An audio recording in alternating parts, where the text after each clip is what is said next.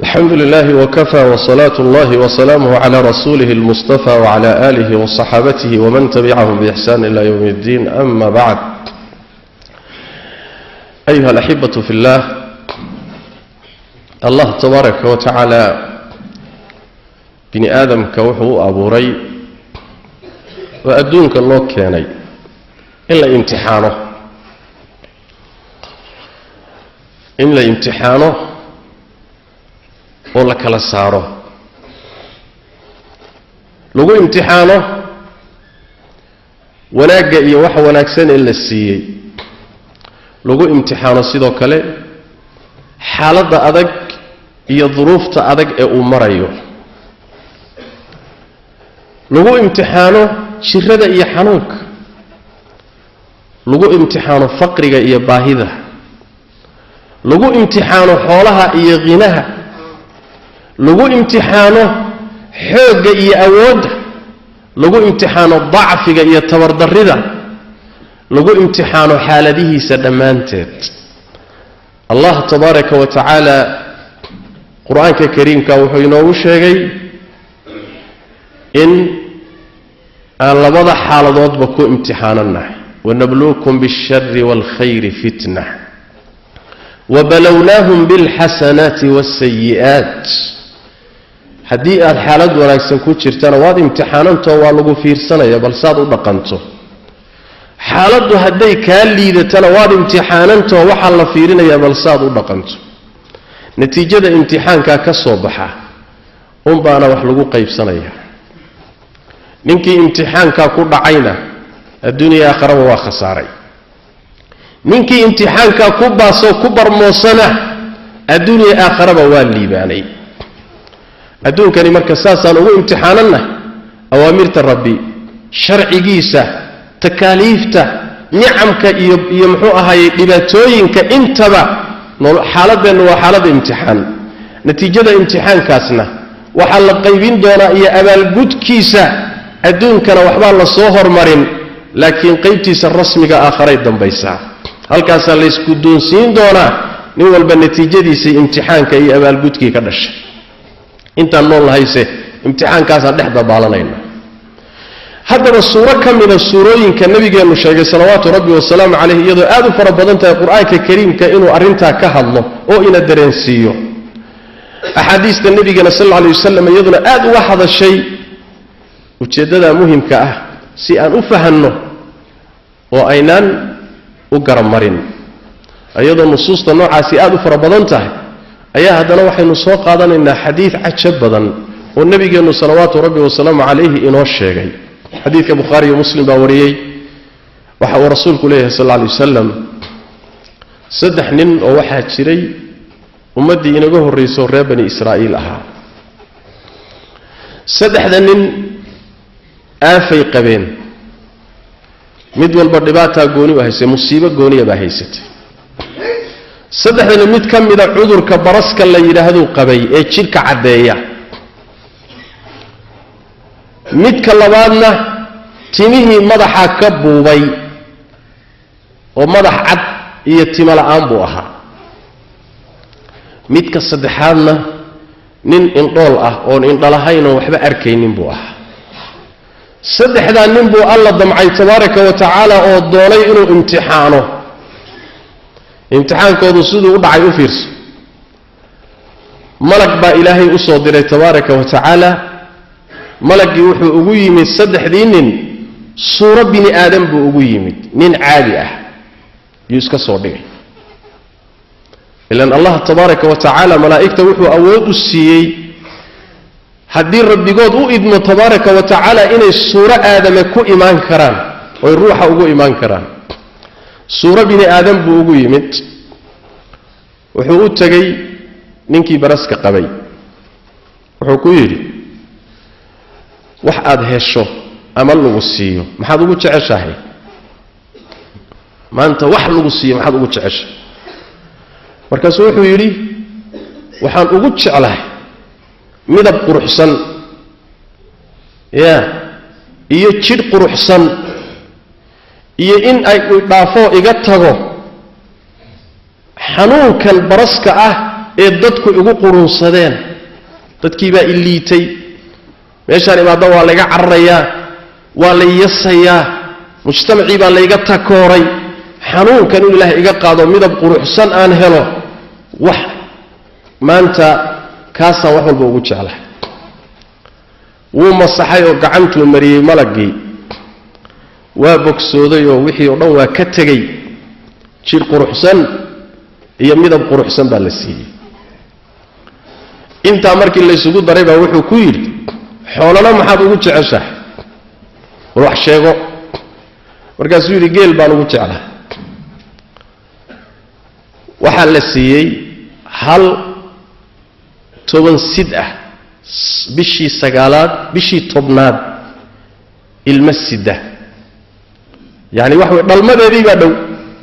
waa xilliga geelu ugu qaalisay ayaa la siiyey hal riman oo bisheedii 10aad ku jirta gudoon baa la yidhi inta markuu dhiibeyna wuxuu ku yidhi allah ha kuu barakeeyo waa isaga tegey ninkii timuhu ka buubeen oo tima la'aanta ah buu yimid wuxuu ku yidhi war wax lagu siiyo maxaad ugu jeceshay wuxuu yidhi waxaan ugu jeclahay in timihii la ii soo celiyo tima inaan yeesho cudurkan tima la'aanta ahee dadku igu dhibsadeenna inuu ilaahay iga qaado asagana waa masaxay waxaa loo soo celiyey timihiisii timo quruxsan ayaa madaxa loo saaray kadibna wuxuu ku yidhi xoolo maxaad ugu jeceshay lo'daan ugu jeclahay neef lo ah oo isagana riman sac dhalaya ayaa la guddoonsiiyey oo la yidhi qabso waana loogu duceeyo waxaa la yidhi allah kuu barakeeyo waa isaga tegey indhoolkiibuu u yimid wuxuu yidhi war maxaad ugu jeceshaa wax lagu siiyo wuxuu leeyahay wuxuu yidhi in ilaahay indhahaygii ii soo celiyo oo wax kala arko dadka inaan arkaan rabaaye ilaahay araggaygii inuu ii soo celiyaan wax walba maanta ugu jecla asagana waa masaxo gacantuu mariyey oo markiiba araggiisii baa ilaahay u soo celiyey markaasuu siduu rabay wax kala arkay wax u kala baxeen xoolo maxaad ugu jeceshahay baa la yidhi adhigaan ugu jeclahay waa neef adhi ah oo lamaan oo wata ilmihiisii wata ayaa isagana la guddoonsiiyey qabsaa la yidhi allah kuu barakeeyo waa isaga tegey imtixaanka qaybtiisii hore saasuu ku dhammaadayoo cudurradiina waa layska saaroo caafimaad iyo qurux baa loo baxay xoolana waa layska dharjiyey kadibna ninkii neefka geelee 10 sidkaa la siiyey hasha riman la siiyey hashii waa ka dhashaday way tarantay ilaa geeliisii uu gaadhay tog dhan iyo dhul dhan geel daaqahaya ayaa hashii ka dhashay kii neefka lo'da alahaana sici waa u dhalay waa tarmay lo' fara badanoo tog dhan buuxinayso isaguna yeeshay kii indhoolkaana sidoo kale ridiisii waa ka dhashaday ridii neefka wadatay isagana waa u tarantay markaasaa waxay noqotay tog dhan inay buuxisay saddexdoodiioo sidaa u laban yaa oo nin walba tamashleynahay oo caafimaadka ku tamatucayo oo xoolo ka dheragsan yahay ayaa imtixaanka qaybtiisii labaad ku bilaabatay isla malagii laftiisii baa u yimid suuradii buu ugu yimid qaabkiina waa ugu yimid ma suuradii markii hore ee isagu u imaanayay uu lahaabaa waa suuroobi kartaa mise nin walba suuradiisoo kale ugu yimid kan oo indhahala suuradiisoo kale kan muxuu ahay timuhu ka buubeen suuradiisoo kale ayadana waa suuroobi kartaa suuradiisii iyo hay-addiisii buu ugu yimid markaasuu wuxuu ku yidhi kii waxaa lagu soo hormaray baraska qabay wuxuu ku yidhi niyo nin miskiinaan ah nin miskiinaan ah socotana waan ah jidkii iyo asbaabtii iyo nooligii baa iga go'ay aan jidka ku mari lahaa ee waxaan ku weydiisanayaa oon kugu weydiisanayaa allaha jidhkan quruxsan ku siiyey xoolahanna ku siiyey allaha magaciisa waxaan kugu weydiisanayaa hal neef oo geel ah oo safarta u kaalmaysto meeshaan u socday ku gaadho sahayda iga bixi war hal neef oo geel ah geel dhan oo tog buuxinaya muxuu ka dhan yahay markaasuu wuxuu ku yidhi adeer xuquuqdu waa badan tahay geelan xuquuq badan baa lagu leeyahay aniga iyo geeloon hana fiirinine laakiin geelan xuquuq badan baa saaran raalli ahow kac iska tag socodkaaga wado meeshaad wax ka helaysa ka hel markaasuu wuxuu ku yidhi warniyo inaan ku garanayaa baad moodaaye ninaan garanayaad u eg tahay miyaadan baras qabi jirin oodan faqiir ahaan jirin oo ilaahay xoolo ku siinin baraskiina kaa daaweyn markaasuu yidhi waxaa sheegaysa waxba jiray dhaaf xoolahan aad arkaysa buu yidhi aniga iska dhaafe kacab ka awow rag waaweyn baa kala dhaxlay buu rag waaweyn yaa odayaal oo sharaf leh baa xoolahan soo kala gaadhoy ka soo jeedaane warkaad akhriyaysa bannaanka la aad buu ku yidhi markaasuu wuxuu ku yidhi haddaad run sheegayso warkaad sheegayso run yahay sidaad ahaan jirtay allaha kaa dhigo maxay tahay macnaheedu xoolahana allaha kaa qaado baraskiina allah kugu soo celiyo waa isaga tegey ninkii waxaa loo yimid timuhu ka buubeena aqrac ahaa wuxuu ku yidhi warniyo socotaana sahaydina waa iga goodo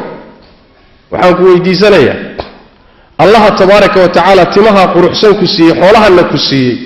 waxaan ku weydiisanayaa hal neefoo lo ah oo aan safarta u kaalmaystoon jidka ku maroon sahay ka dhigto intaa keliya isii sidooda kor isaguna ku jawaabo wuxuu yidhi adeer xuquuqdu waa badantay raalli ahow war miyaana ku garanaynin ood hebel ahayn war ninkii nooca ahaan jiray soomati inaan ku garanayaad moodaaye maya isma garanayn xageed ugu aragtay ya war xoolahan odayaal iyo ab baan ka soo gaadhay raalli ahow haddaad saad sheegayso ay run tahay ilaahay sidaad ahaan jirtay ha kaa dhigo isagana waa ka tegey indhoolkii baa loo yimid oo adhi badan u daaqahay wuxuu ku yidhi niyahow waxaan ahay nin miskiin ah socotana waan ahay sahaydii baa iga gooday socod ma jiro maanta allaha ii kaalmeeya kadibna adiga oo i gacan qabta mooye meel gaadhid iima sugnaan meel lama gaadhi karo ee allaha tabaaraka wa tacaala araggaaga iyo indhahaaga kuu soo celiyey dartii waxaan kugu weydiisanayaa iyo magaciisa waxaan kugu weydiisanayaa hal neefoo adhi ah oo aan sahay ka dhigtoon safarta u kaalmaysto hal neefoo adhi ninkii indhoolkaa wuxuu yidhi niyo horta indhool baan ahaan jira waxba ma arki jirin ilaahay baa ii soo celiyey araggaygii faqiirna waan ahaan jiray ilaahay baa xoolahan aad arkaysa i siiyey sidaas daraaddeed xoolaha wax alla waxaad rabto ka kaxaysuu yidhi hal neefa soomaada codsanin war hal neefa iska dhaafay intaad dhex gasho intaad doonto kaxayso intaad doontana ka tag ilaahay baan ku dhaartee maanta inaanan kugu dhibaynin xoolo aad ilaahay dartii u kaxaysatood meeshaa ka kaxaysay kuguna dhibi maayo kuna weydiin maayo khiyaar baad leedahay kaxayso imtixaankii waa dhammaaday soo maaha natiijadiisii iyo shahaadadii hoo marka iyo abaalgudkii hoo wuxuu ku yidhi war saddexdiinaba waa laydin imtixaanay horta xoolahaaga hayso buu yidhi ya xaaladdu waa caddaatay xoolo kaama rabi horta xoolahaaga hayso laakiin saddexdu ahaydeena waa laydin imtixaanay labadaadii saaxiib ilaahay baa u cadhooday adigana ilaahay baa raalli kaa noqday ya labadaadii saaxiib ilaahay baa u cadhooday maxaa yeelay ilaahay nicmadiisii way inkireen cudurkii laga saaray way dafireen xoolihii la siiyey way dafireen way ka shukrin waayeen kaabir can kaabir bay u saareen allihii siiyey intay garab mariyeen baa waxay yidhahdeen abiya awoobaan ka dhaxallay xuquuqdu waa fara badantay iska tag bay jawaabtoodii noqotay cadho ilaahay baa ku habsatay tabaaraka wa tacaala amaa adiga allah raalli kaa noqday nicmadii baad qirtay wixii lagu galay baad ogolaatay waad xustay waad ka abaalgudday oo waad bixisay ilaahay baa raalli kaa noqday tabaaraka wa tacaala qisada cajabta badan ee nabigeenu bixiyey salawaatu rabbi wasalaamu calayh duruus badan baa ku jirta duruusta ku jirtaayo waxaa ka mida kow horta nolosha waa imtixaananahay faqiirku waa imtixaanan yahay haniguna waa imtixaanan yahay ka jiro waa imtixaanan yahay ka caafimaad qaba waa imtixaanan yahay jaahilku waa imtixaanaya caalimkuna waa imtixaanaya madaxdu waa imtixaanan tahay raciyaduna waa imtixaanan tahay raggu waa imtixaanaya dumarkuna waa imtixaanaya imtixaan weeye noloshaniye ciyaar ma aha afaxasibtum annama khalaqnaakum cabathan ciyaar laynooma abuurin ee imtixaankaasaan ku jirnaa imtixaankaasi haddii aad ku baastana natiijadiisu waa ilaahay ridihiisa haddii aad imtixaanka ku dhacdana waa ilaahay cadhadiisa ninkaana ilaahay raalli buu ka noqday laana imtixaankiibuu ku baas labadanna ilaahay baa u cadhooday maxaa yeelay imtixaankii bay ku dhaceen sidaa adduunka loogu cadhooday bay aakharana naar ilaahay ku gelayaan tabaaraka wa tacaala waxaa kaloon ka qaadanaynaa qisada cajabta badan bini aadamka iyo dabeecaddiisa bini aadamka iyo dabeecaddiisa waxaa dabeecad u ah in uusan xusuusanin wuxuu soo maray iyo wuxuu ahaan jiray laakiin uu ku xisaabtamo un maanta wuxuu yahay sidoo kale uusan fiirinin maxaadna imaan karood noqon kartaa war maanta waad ladanta oo waad caafimaad qabtaa intaasuu ku xisaabtamaya ayadaasuu wax ku dhisayaa shalay wuxuu ahaa wuu halmaamay berri waxay noqon doontana waa halmansan yahay xaaladaasu waa calooshiisa la ciyaar waa indha ku garaadla weeye maalinkaa wixii ka hor muuqda ayuu ku xisaabtamaa laakiin wuxuu hor ahaan jiray waa halmaamaya maanta waxaa aad u badan oo laga yaaba in badan oo idinka mida inaad aragteen ama ayba jiraan oo aad u badan yihiin dad fuqaro ahaa oo masaakiin ahaa oo baahnaa oo dhibanaa oo ilaahay tabaaraka wa tacaala khasaa'intiisa u furay oo xoolo yeeshay oo shalay ninkii shalay aan ahayn ninkii dabeecadda macaana ma ah ninkii masaajidda lagu arki jiray ma ah ninkii masaakiinta la noolaa ma ah ninkii dadka soo dhowayn jiray ma ah waa faarax kale waayo faarixii aan naqaanay ma ah waa faarax kale war faaraxu xaalkaaga maxaa sidan u galay waxoogaagan xoolahaabaa lu gooyey waxaad ogaataa allah tabaaraka wa tacaala sida uu saddexdaanu u imtixaanay baa adigana waxaa laguu soo diri karaa adigoo ladan miskiin baa laguu soo diri karaa xagga rabbi baa laga soo diri gaadh baa la leeyahay weydiiso hay ku yimid waa ku weydiiso nin waad ladanta anna miskiin baana gacanta waxiisa markax meesha ka dhaqan yaa ku soo tusa meesha khalaas waaba intiiba ay ku socotay natiijadiiba waaba la gaadhay adigana waxaad u haysataa hawshu inay iska caadito qadarkaaga intaad garato ilaahay sunankiisana aad fahamto aafada ilaahay kaa saaray iyo dhibka uu kaa saarayna xusuusnow midda maanta aad ku sugan tahayna ka shukri ta soo socotona u diyaargarow oo ku talagal intaasi hadday kaa lunto maalku ku wareeriyo caafimaadku ku wareeriyo cilmigu ku wareeriyo kursiga aad maanta ku fadhido ku wareeriso war shalay miskiin jidadka taagtaagan baad ahay xagga rabbi baa tabaaraka wa tacaala ka timid oo markaasaad shago ku fadhiisatay wasiir baad noqotay mise madaxweyne war ninkii cabdilcasiis ahaye shalay aan naqaanay meelahan taagtay maqaayadaha ka shaahi jiray soo adiga ma ahayn maya xageed u aragtay war xageed u aragtay maba waa kaa meeshaasuu ka dhacay bini aadam wakaa maxaa duruustaa laynoo siinayaa duruustaa waxaa laynoo siinayaa in aan waxaan ahaan jirnayna xusuusanno ilaahay nicamkiisana ka shukrino nicamka rabbi tabaaraka wa tacaala haddaad u qirto ood ka shukrido oo waxay mudan tahay iyo jidkeeda mariso allah tabaaraka wa tacaala waa kuu daynaya waana kuu siyaadinaya waana kaaga raalli noqonaya leanna nabigeenu siduu tilmaamay salawaatu rabbi wasalaamu calayhi intaad cabitaan cabto ama cunto inaad ilaahay u mahad celiso buu raalli kaaga noqonaya kabadiya abaad ka batay alxamdu lilah luqmad cunto abaad afka gelisood liqday alxamdu lilah ilaahay raalli buu kaa noqday tabaaraka wa tacaala markaad rabbigaa ku aqoonsato nicmadana jidkeedii aad mariso rabbi tabaaraka wa tacaala aakhara raalli buu kaa yahay adduunkaba nicmadanna waa kuu daynaya waana kuu siyaadinaya lain shakartum laaziidannakum haddaad shukridaan waa laydiin siyaadinaya haddaad isla weynaato soomaa ood isgaran weydo ood ninkii shalay aad isbedesho ood midab kale يدقن كلا للصوبح هذا صوماها إلهي تبارك وتعالى وكو عرونا يا الدنيا آخرة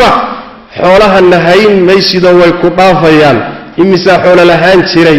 وما أنت ميلها تاكتاغن إمسا مضح أهيت يا وما أنت ميلها تاكتاغن والإلهي تبارك وتعالى وتلك الأيام نداولها بين الناس مدك قادوا مدء بيبو يحالده ربنا سيدا سوكون كيسا كما ملاي مالنكا لضنتها إسقروا مالنكا العافمات قبطوا إسقروا مالنكا الأول لها إسقروا ربك كالشكر النعمة تبارك وتعالى الضومد ربنا واتكو امتحانانتها يقول حريصو أطر